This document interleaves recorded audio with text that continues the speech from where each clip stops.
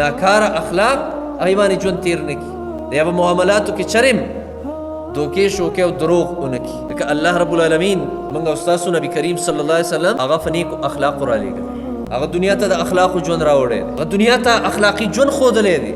بیا صحابه کرامو دنیا ته اخلاقي ژوند ښودلی دی. الله قرآن کې خپل نبي ته فرمایي چې انک لعلی خلق عظیم، ای پیغمبره بېشکه ته په ډېرو لویو اخلاقو باندې. او الله قرآن کې د هغه د اخلاقو تذکره کړې ده. الله فرمایلی وبما رحمة من الله لنت لهم ولو كنت فظا غليظ القلب لانفضوا من حولك فاعف عنهم واستغفر لهم وشاورهم في الامر. الله فرمایي د الله پر رحمت باندې ته د خپلو ملګرو صحابه کرامو مسلمانانو ته نرم شوې، او که چېرې ستا ژبه سخته وې، سخته ژبه دې خوځولې، ستا زړه سخت وې، نو دا مسلمانان او صحابه کرام دا به ستا د خوا نه تلي وي، دا به خواره شوي وي. دا خو ستا د اخلاقو په وجه تاله راغلي دي.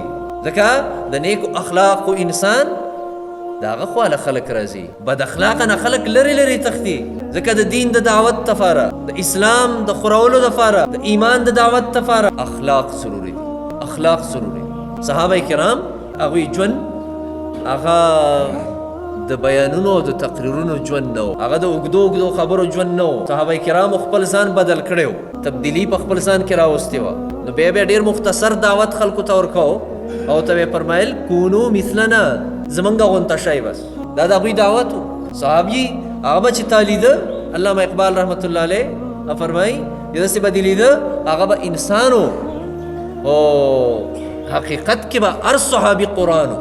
هر صحابي ته چې به دې کتل دا به دې قرآن ته کتل. خپل ژوند بدل کړی. هغوی ته چې کله حکم راغی چې شراب حرام بس حرام، بیا به کې دا چون چرا نه وه چې یاره ته ورېږه خیر دی، دا چې سره دي دا به خرڅ کو، بیا به نور نه کو. نه چې چا سکل هغوی سکل پرېښودل، او چې چا یې کاروبار کو هغوی کاروبار پرېښود. سود حرام نو بس حرام، بدکاری حرامي بس حرام. د فردې حکم راغی او کمی زنانه چې بهر وي د کورونو نه، بهر وي د خپلو ضروریاتو کارونو دپاره اوتې وي، هغوی په هماغه ځای باندې کېناستې ول. فردې حکم راغلی موږ له د کور نه غټې څادرې راوړو، فوري عمل په حکم. داسې نور ډېر مثالونه دي د صحابه کرامو د ژوند. ځکه الله رب العالمین د صحابه کرامو صفات هغه قرآن کې موږ او تاسو ته بیان کړي چې دا هغه خلک دي. محمد رسول الله والذین معه اشداء علی الکفار رحماء بینهم. والله فرمایل تراهم رکعا سجدا یبتغون فضلا من ربهم ورضوانا.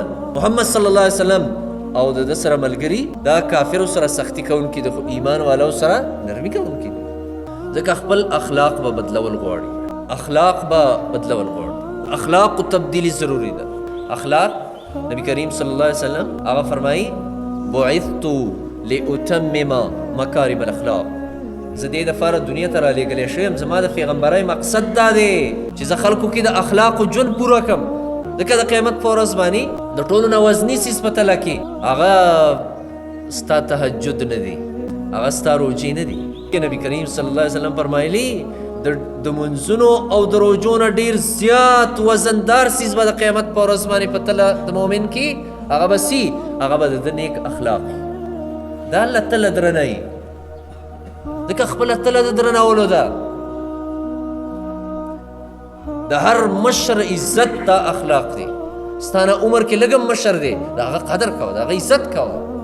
تانه کشر دی، په هغه باندې شفقت کوه، د خو خلکو عزت کوه، علماو حق فرست علماو د هغوی عزت کوه. که داسې نی نبی کریم صلی الله علیه وسلم فرمایلی دا سړی زما نه دی، دا زما امتي نه دی،